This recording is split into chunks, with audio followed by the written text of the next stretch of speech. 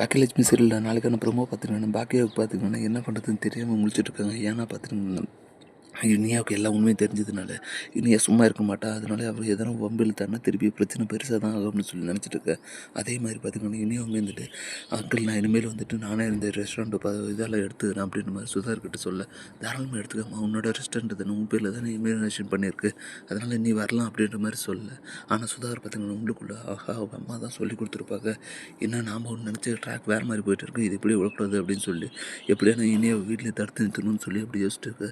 உடனே அவங்க பையன்கிட்ட கூப்பிட்டு பார்த்துக்கணும், இனியா விண்மேல் ரெஸ்டாரண்ட்டுக்கு அனுப்பிவிடாமல் பாடுறா, அவளை எப்படியான இங்கேயே வீட்டில் முடக்கி வைக்கப்பாரு அப்படின்னு சொல்ல, உடனே அவருமே வந்துட்டு பார்த்திங்கன்னா இனியா கிட்டே போய் பேச, நீங்கள் யார் என்ன சொன்னாலுமே வந்துட்டு என் அம்மா ஒரு ரெஸ்டாரண்ட்டு நான் எடுத்து நடத்துகிறேன், எங்கள் அம்மாவோட ஆசையும் அதுதான், அதுவும் இல்லாத எங்கள் அம்மா வந்துட்டு பார்த்து பார்த்து உருவாக்குன ரெஸ்டாரண்ட்டு, அதில் எதாவது நான் ஆச்சுன்னா நான் என்ன பண்ணிட்டோம் அப்படின்ற மாதிரி சொல்ல, உடனே அவருமே வந்துட்டு என் அப்பாவுக்கு ஒழுங்காக நடத்துறது எத்தனையோ ரெஸ்டாரண்ட் நடத்துகிறாரு, அப்படி இருக்கும்போது உங்கள் அம்மாவுக்கு மட்டும் என்ன ஸ்பெஷலாக, உங்கள் அம்மாவோட ரெஸ்டாரண்ட்டு நல்லபடியாக பார்த்துவார், அதனால் நீ இதெல்லாம் தலையிடாத, உன் வேலை வீட்டில் இருக்குது, ஜாலியாக சாப்பிட்டு ரெஸ்ட் எடு, வேறு எந்த விஷயத்துக்கும் நீ மூக்கு நுழைக்காது அப்படின்ற மாதிரி சொல்ல.